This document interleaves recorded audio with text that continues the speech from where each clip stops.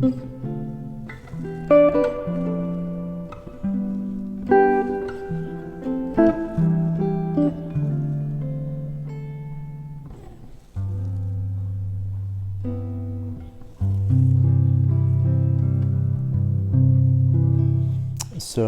here's a lesson on how to approach the C major scale on the guitar. This perhaps most foundational and fundamental of scales and of sounds that have shaped the Western ear. So where to begin? Single strings.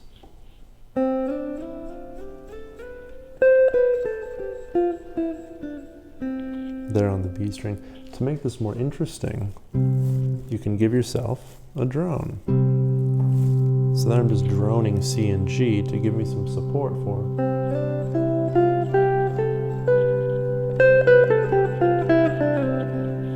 Right? And I'm noticing the patterns that are happening, of course, right? That I have a whole step, half, whole, half. I'm seeing and observing those intervallic distances as I go. So two things. We want to be able to apply patterns to this.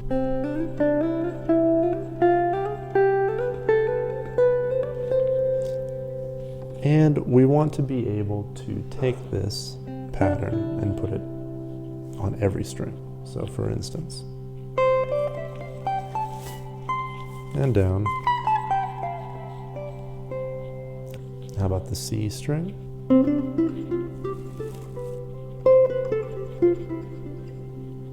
How about the D string? Now notice here, I run out of room. Right? I don't have that high C frets. So we have to be comfortable with the idea of octave equivalence or octave reduction. For instance, here I'm going up the scale, C, D, E. Instead of this F, I could come all the way down here, C, D, E, F, G, A, B, C. Right? I'm connecting this to its octave, connecting this F to its octave here. And ideally, we'll be able to do that with any note of our choosing, right? C, D, E, F, G, A, B, or C, D, E, F, G, A, B, C. And the other way, for instance, if I'm descending,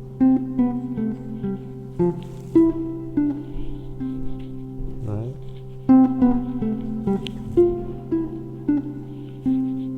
Right? How about the A string?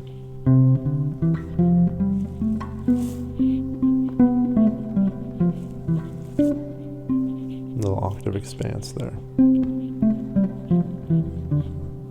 And then of course the low E string.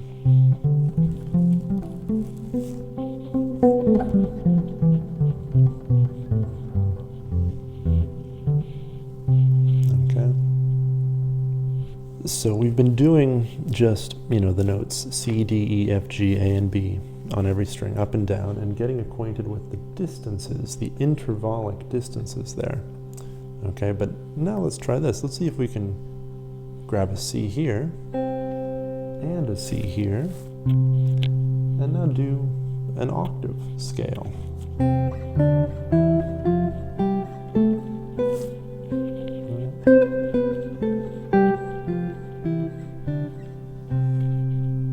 How about this octave scale?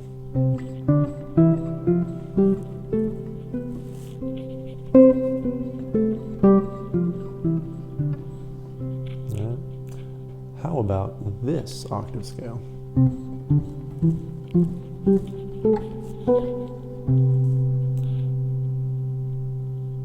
And of course, this octave scale.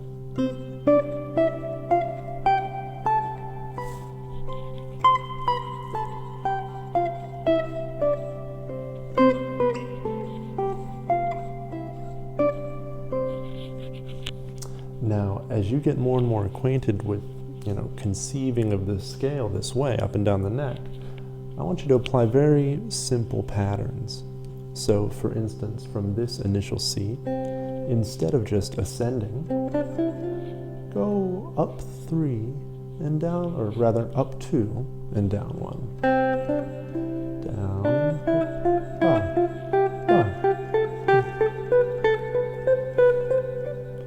In reverse.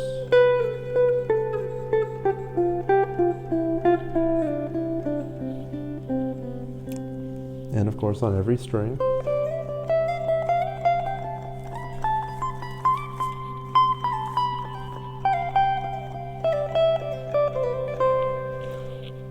Every string, right? We applied little patterns to every string, maybe even just degrees of repetition.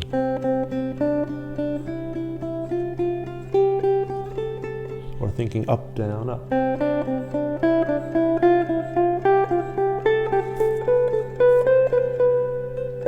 Down, up, down.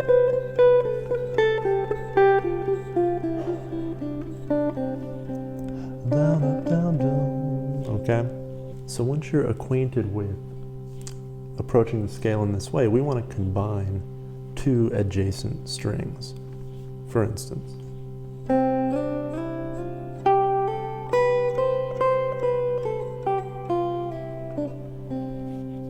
And this, I want you to sort of take your imagination and see what it comes up with.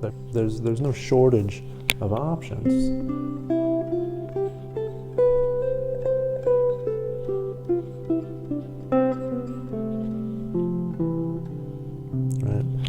Using our up and down orientation to start to craft a more intuitive cross orientation, okay? So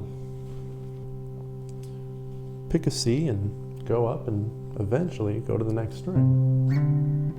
And use your ear, right? You've heard it after practicing it on one string.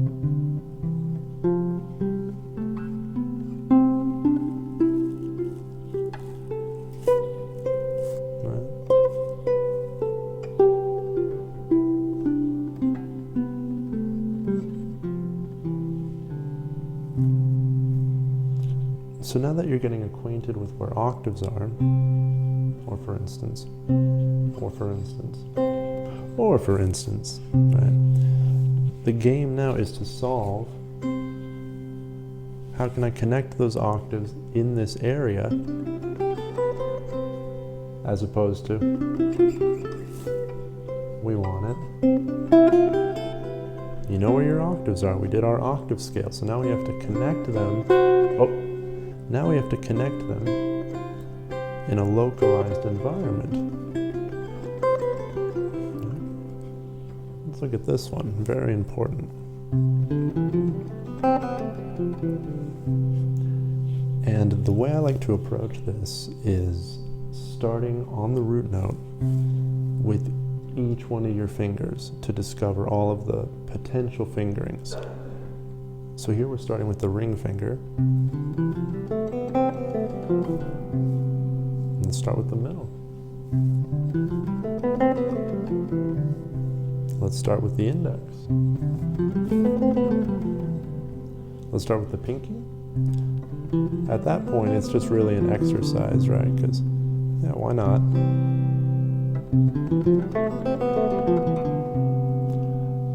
Well, now we want to do that process with every C that we can find.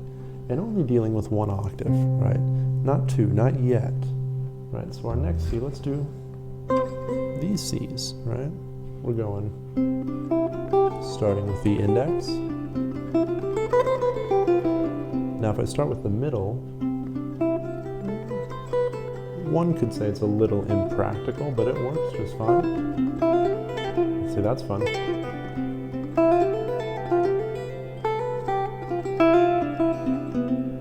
Starting with the ring finger now.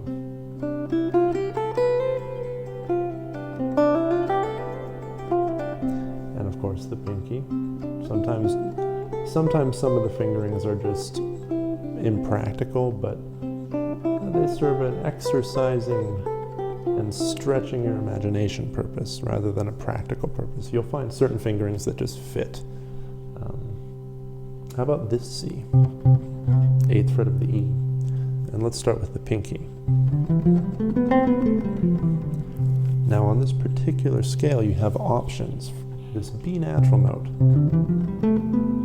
Am I going to stretch for it? Finish like so, or am I going to shift that away, right? They're both lovely. I like this one a lot because you can turn that into a nice major 7 with that half step there. You don't really get that with the shift. You get something like that. Let's start it with the middle finger.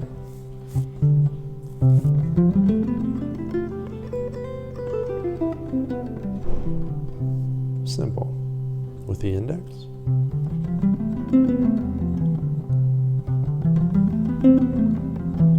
Right, this is one of the blessings and curses of the guitar, is that there are so many ways to do what is essentially the same thing. But as you explore these many ways to do the same thing, you start to find that actually each way offers its own something special. And to have all of those under your belt really starts to liberate your playing. So next C will be the 10th fret of D, 10th fret of D, and we'll start with the middle. Lovely. Now we'll start with the ring. Now this one's a little awkward because you have a choice. Up to that B, right?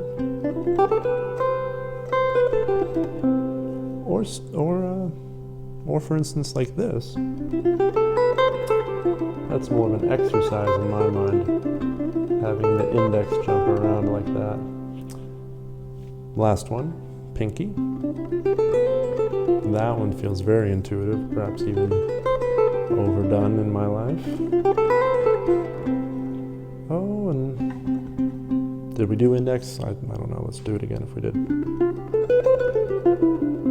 All right, lovely. And yet again, another choice here. That A or that A. Both of them?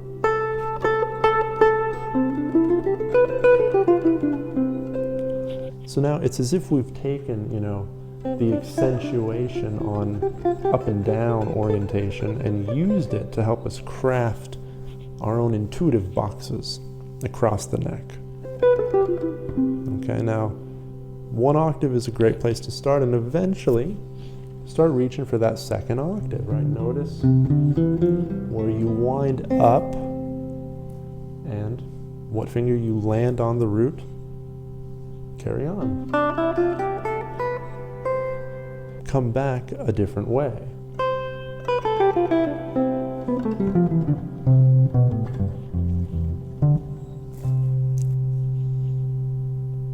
So one last idea I want to explore is moving 2 adjacent strings together, like we did with our octave scales, but we're going to do it with the 3rd of each note, the diatonic 3rd.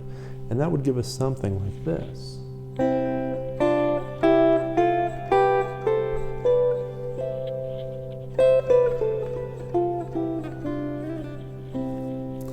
Okay, and so the reason we're picking 3rds is because they are very character defining, okay? If we can articulate the 3rds confidently of any scale or set of tones, we can really bring forth its harmonic character, that tone set's harmonic character. So to know where our 3rds are in every configuration is a wonderful tool to have. So here we put the 3rd on top, and we want to notice that we're moving in with major 3rd, followed by a minor 3rd, then yet another minor, major, major, minor, minor, back to major, back home. We certainly want to commit to memory the sequence of major and minor 3rds in this scale, right? One more time, that's major, minor, minor, major, major, minor, minor, major. And these are all implying triads. C major, B diminished, A minor, G major, F major, E minor, D minor, C. Okay? And this is one of the beautiful things of the guitar, but music in general, is implying harmony, not giving us everything, but just a taste, just a touch. So now let's take that third and drop it down an octave to get this, and run the same thing. And getting a sense of what major and minor thirds show up as, their shape on this string set. Very important and powerful one to have under your fingers. Okay. Continuing with the octave reduction, we're going to bring our C note down an octave, and now we've got this. Same idea. Major, D minor, E minor, F, G, A minor, B minor third, eventually a B diminished, and C.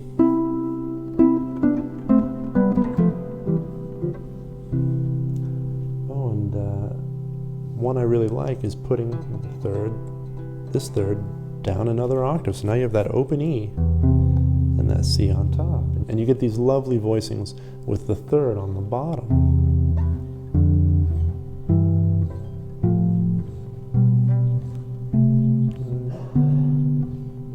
That's very nice.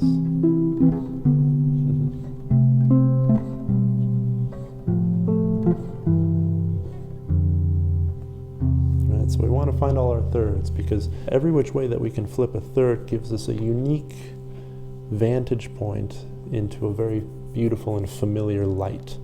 So now we've done all of these relatively close thirds, right? Well, now let's do it beyond an octave. So we've got the C, then we got our open E. Now we're going to get this shape, these wide, far off thirds, right? Might be a bit of a stretch.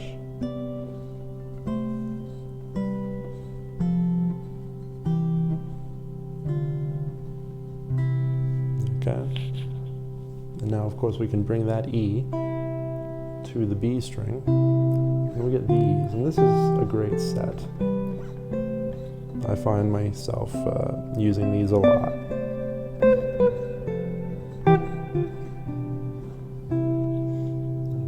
Another great one to look at, this one here. Running out of room, but I'm going to make it happen.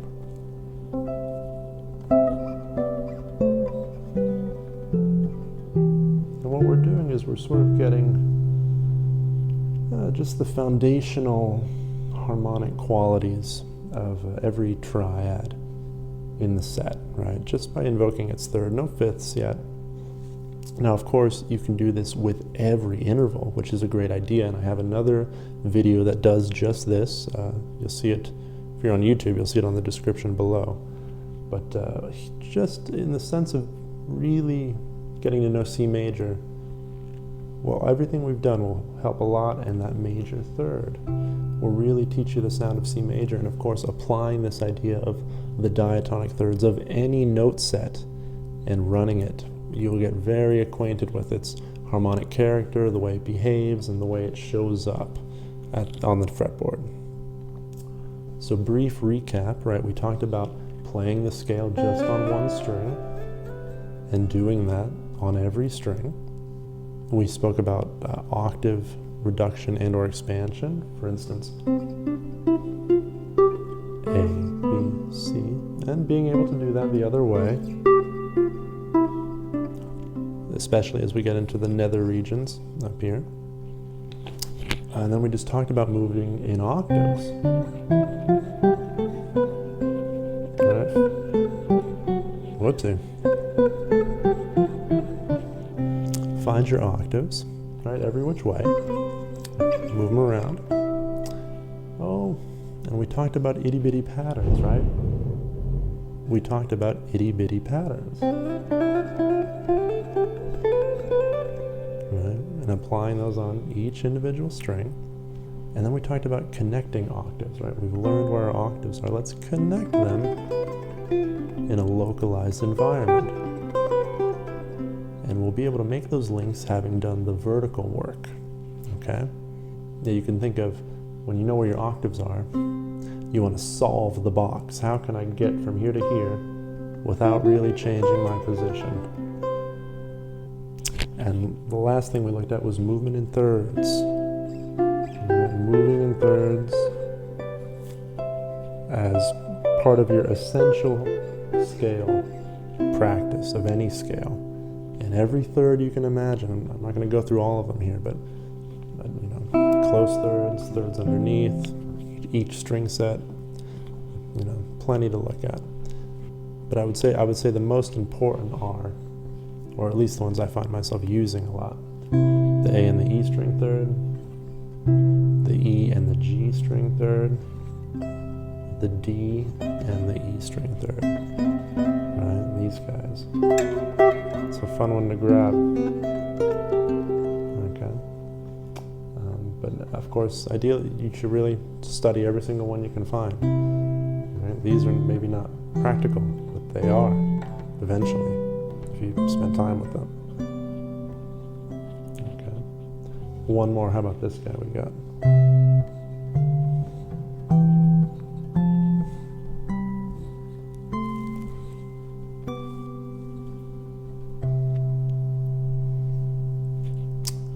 Thanks for sticking around. Catch you later.